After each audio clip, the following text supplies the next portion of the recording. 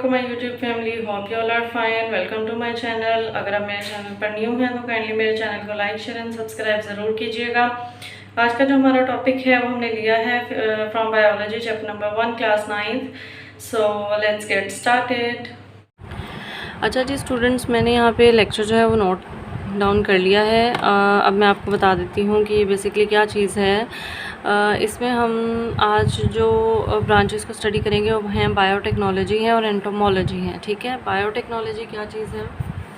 ये बेसिकली है कि प्रैक्टिकल एप्लीकेशंस हैं लिविंग ऑर्गेनिज़म्स की, कि हम लिविंग ऑर्गेनिज़म्स को कैसे यूज़ करते हुए वेलफेयर ऑफ मैनकाइंड के लिए जो है वो उनको इस्तेमाल में लेके आते हैं। उनसे कौन कौन सी उनकी प्रैक्टिकल एप्लीकेशंस होती हैं जिनको हम यूज़ करते हुए डिफरेंट टाइप के ड्रग्स वगैरह बनाते हैं। जैसे कि इंसुलिन इसके एक एग्जांपल है। इंसुलिन बेसिकली क्या चीज़ है? ये एक ऐसी ड्रग है जो ब्लड के ग्लूकोज लेवल को कंट्रोल करने के लिए यूज़ होती है। यानी कि इंसुलिन जो है वो हमारी बॉडी में, ये आप सब जानते हैं कि हमारी बॉडी में नेचुरली प्रोड्यूस होने वाला एक केमिकल है जो हमारे ब्लड के ग्लूकोज लेवल को मेंटेन रखता है। ठीक है, अगर किसी भी पर्सन को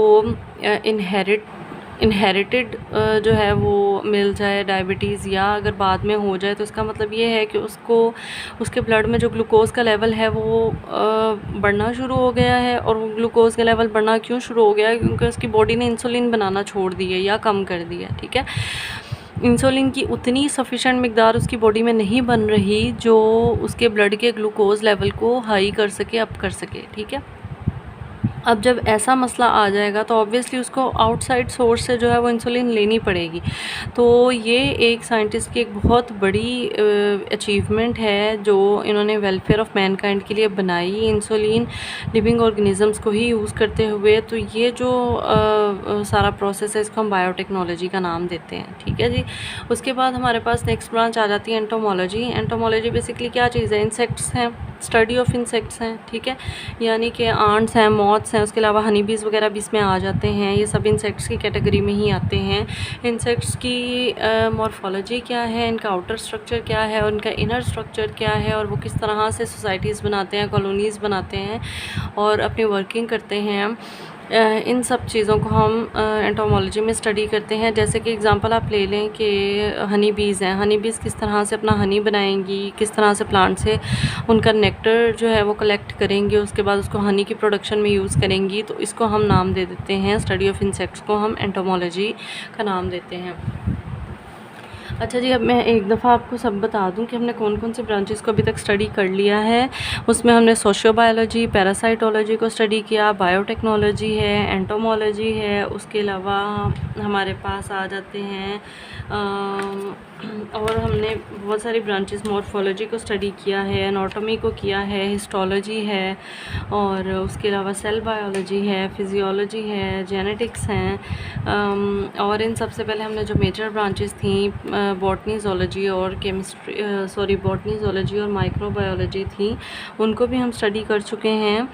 तो उम्मीद करती हूँ आपको बहुत अच्छी समझ आई होगी। अगर आपने मेरे प्रीवियस वीडियोस को अभी तक नहीं देखा है तो काइंडली जाके देखिएगा, और आपको वहाँ पे सब टाइप्स की जो ब्रांचेस हैं जिसको हमने 1 बाय 1 स्टडी किया है वो आपको वहाँ से मिल जाएंगी। और आज के लेक्चर में तो हमने बायोटेक्नोलॉजी और एंटोमोलॉजी को स्टडी किया है। यहाँ पर आप इनकी डेफिनेशंस को भी नोट डाउन कर सकते हैं।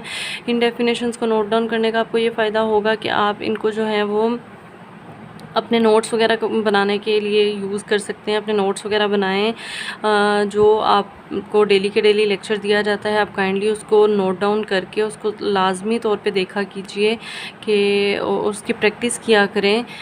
उसके ऊपर अगर कोई प्रैक्टिकल वर्क है तो काइंडली प्रैक्टिकल वर्क करके भी देखा करें, ताकि आपको जो है वो इससे ज़्यादा अच्छी समझ आएगी। ठीक है, और हम लोग जो है वो आपके लिए इस तरह की वीडियोज़ लेके आते रहेंगे। ऑलमोस्ट जो है वो जितनी भी ब्रांचेस थी वो सारी कवर हो चुकी हैं।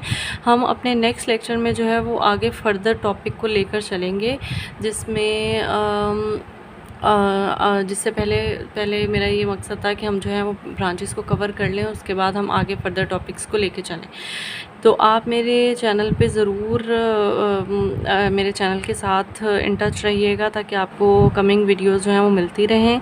और इंशाल्लाह ताला हम फिर मुलाकात करेंगे किसी नई वीडियो के साथ। अपना बहुत ख्याल रखिएगा और